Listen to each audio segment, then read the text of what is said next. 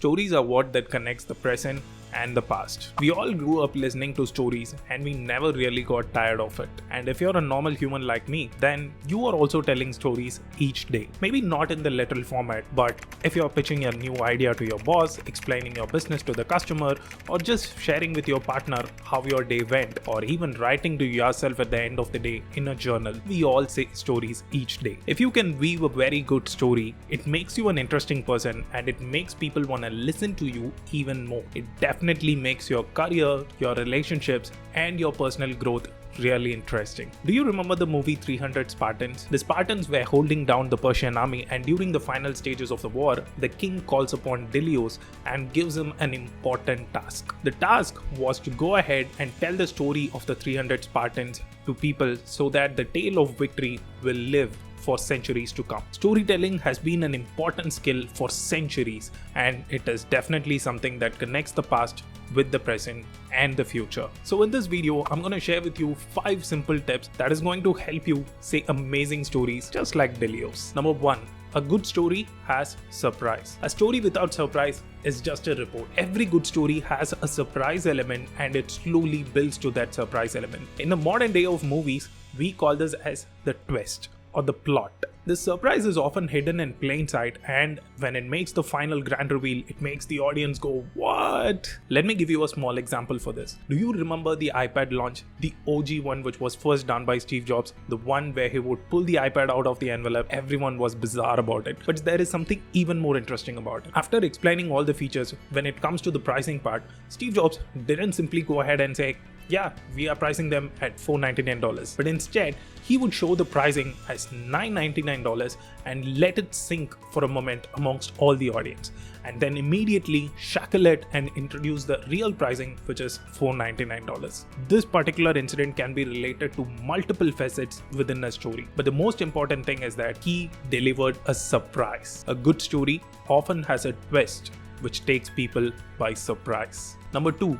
A good story will build up tension. If someone is coming to me and asking, "Hey Lakshman, what do you think about the new iPhone 15? If I go ahead and tell him that, yeah, it comes with the new USB Type-C port which has never been there, or it has the next gen cameras which has never been there in many of the previous phones, I'm just boring him to death. If he wants facts, he can go ahead and read the report. So how can I make this conversation interesting? If I start with the opening line that, "Dude, the iPhone is amazing, but there is one flaw which nobody noticed." Immediately, by saying that there is one flaw which nobody noticed, I'm building up a tension. I have the attention of the user and I have him waiting to reveal what that one flaw is. This is what building up the tension is. Now let's say in an ideal scenario where you don't have this negative connotation, another example which you can use is, "Dude, the iPhone 15 is really good, but there is one particular feature which is going to make every Android user jump into the iPhone 15 model." Once again, I have him by the hook and he's waiting for that one feature which would probably be taking him by a surprise once again. But the point is, a good story will always build up tension and release it at the end. Number 3, and my favorite one, a good story will always have names. See, in my early days, I was working as a content writer and we came up with this small content piece. It basically covers the create, publish, and promote part of the content marketing process. When I took this to my boss, he immediately said, "Lakshman, the subject is really good, but it's not interesting for people to come ahead and read this." We went back to the drawing board and we thought of naming this entire system. We made some slight tweaks and we called it as the 3P framework. We basically renamed it to produce, publish, and promote. If I go to a person and if I tell him that, "Hey, do you know about the content marketing process which we came up with?" He's going to be like, "Yeah, I know about all these processes." But instead, if I ask him, "Do you know about the 3P content framework?" it makes a huge difference. Just by naming the system, I've built up the tension and now he is waiting for the surprise element. Voldemort, Pro Motion Display, Dynamic Island. There is a reason for naming all these stuff. Names give your story uniqueness and it helps people to remember your story.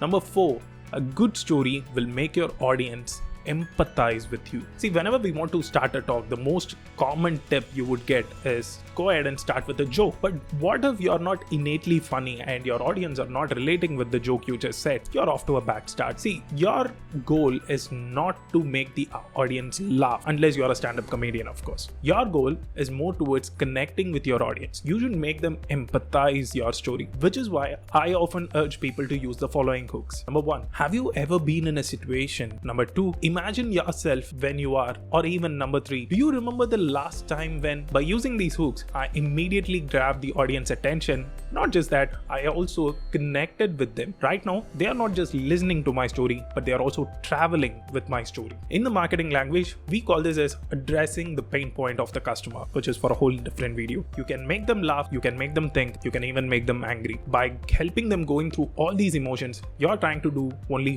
one thing: connect with your audience and make them empathize. The fifth and the most important point of all is practice. You can simply ignore all the above points I just said, and still you can go ahead and create an amazing story. Surprise, surprise. But you cannot do any of these things without practice. Each time you tell a story, you're trying different things. And each time you tell a story, you have to make small improvements to it. You can do this by talking to yourself in front of a camera, or writing to yourself in your daily journal, or sharing your weekend to your colleagues at work, or just by talking to your family about how your day went. The first 4 points. By doing any of these things, you are practicing storytelling. And remember, each time you practice, you only get better. You are becoming better in your relationships, in your career, and you're simply becoming an interesting person. So to quickly summarize all the 5 points we just discussed so far in the video. Number 1, stories are important and they connect the future, the past, and the present. The good stories will always have a surprise element in them. A good story